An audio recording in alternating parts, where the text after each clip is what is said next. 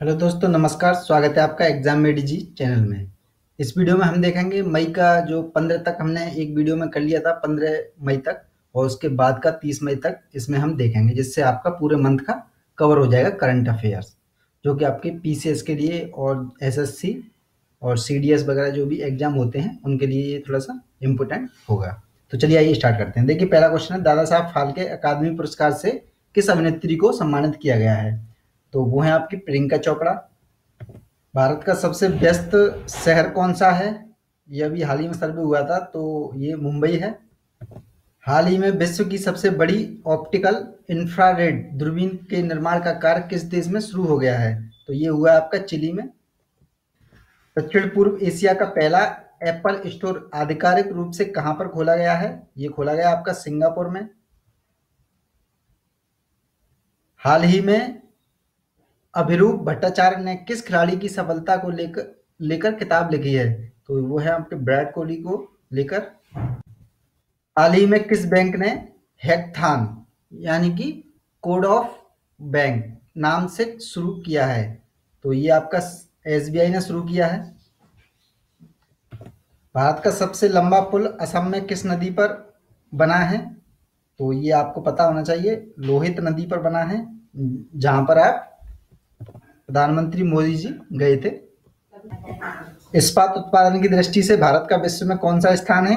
तो ये दूसरा स्थान हो गया है। संयुक्त राष्ट्र की रिपोर्ट के अनुसार भारत वर्ष 2016 में विस्थापन के दृष्टिकोण से किस स्थान पर रहा है? तो ये तीसरे स्थान पर रहा है भारत। 19 मई 2017 को किस बॉलीवुड कलाकार को अंतर्राष्ट्रीय मानवाधिकार पुरस्कार से सम्मानित किया गया है? तो ये इंपॉर्टेंट है, जैकलिन फर्नांडिस हीरोइन है ये, तो उनको ये दिया गया है। डेट इंपॉर्टेंट नहीं है।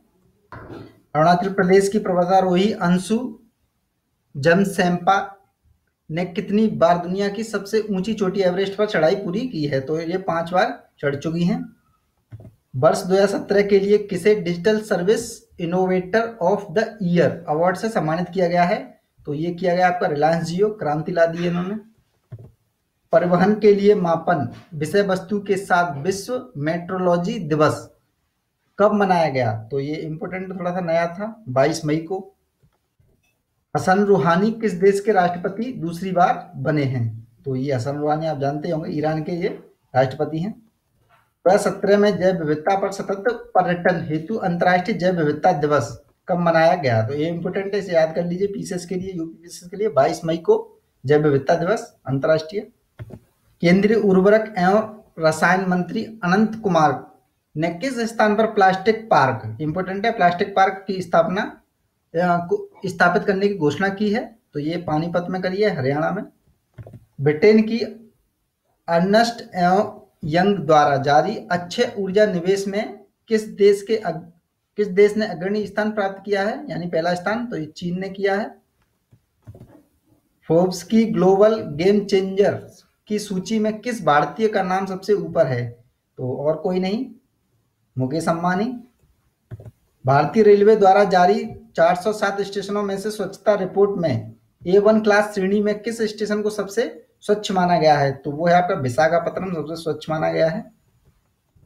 विश्व स्वास्थ्य संगठन द्वारा जारी जीवन प्रत्याशा सूचकांक, तो एक इंपोर्टेंट होगा कि विश्व स्वास्थ्य संगठन द्वारा जीवन प्रत्याशा सूचकांक जारी किया जाता है, और इस देश में अग्रणी कौन आया है? वो आया आपका जापान। राष्ट्रीय डेंगू दिवस कब मनाया जाता है? तो ये 16 मई, ध्यान में रखें थोड़ा सा। आईसीसी चैंपियनशिप ट्रॉफी में इनामी राशि को $5 लाख से कितना कर दिया गया है? अब बढ़ा दी गई है राशि, अब ये कर दी गई 45 लाख रुपए।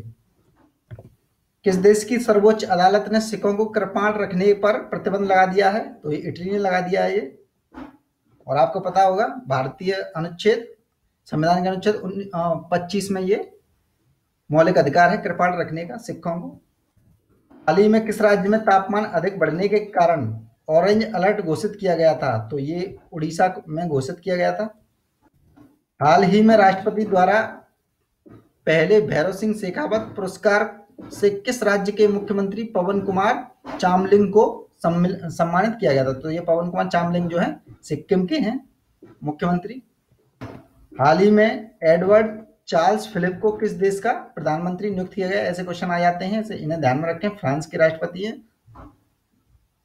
प्रधानमंत्री सॉरी। हाल ही में किस भारतीय महिला क्रिकेट खिलाड़ी ने सर्वाधिक व्यक्तिगत स्कोर बनाया, जो विश्व का दूसरा सबसे बड़ा स्कोर भी है?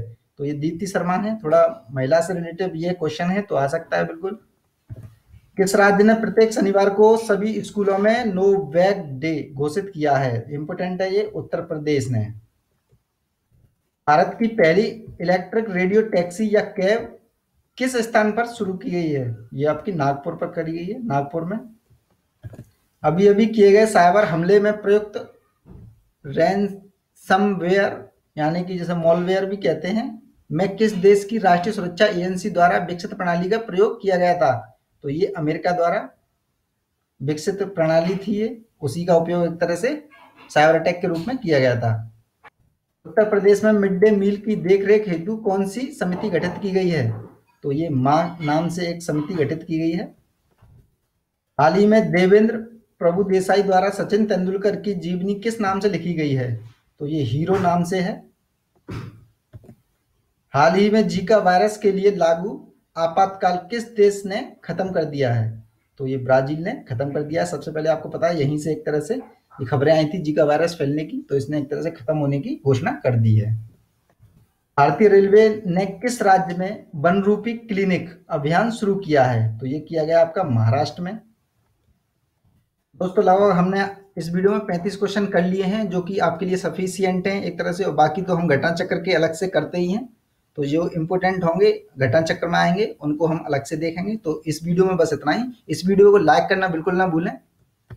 जब आप एक क्लिक इसे दबाने के लिए करते हैं देखने के लिए, प्लीज़ एक क्लिक जो है एक थंब पर भी लगा दीजिए अगर ये। तो लाइक करें इस वीडियो को। और हमारी नई साइट खुल चुकी है, वेबसाइट www.upsc11.com, आप जाकर वहाँ चेक कर सकते हैं। आपको पीडीएफ से रिलेटेड जो भी चीज़ें हैं और आपके रिटन फॉर्म में आपको वहाँ से चीज़ें प्राप्त हो जाएंगी। और जिन्होंने सब्सक्राइब नहीं किया सब्सक्राइब कर लें। तो देखते रहें एग्जाम में जी। धन्यवाद।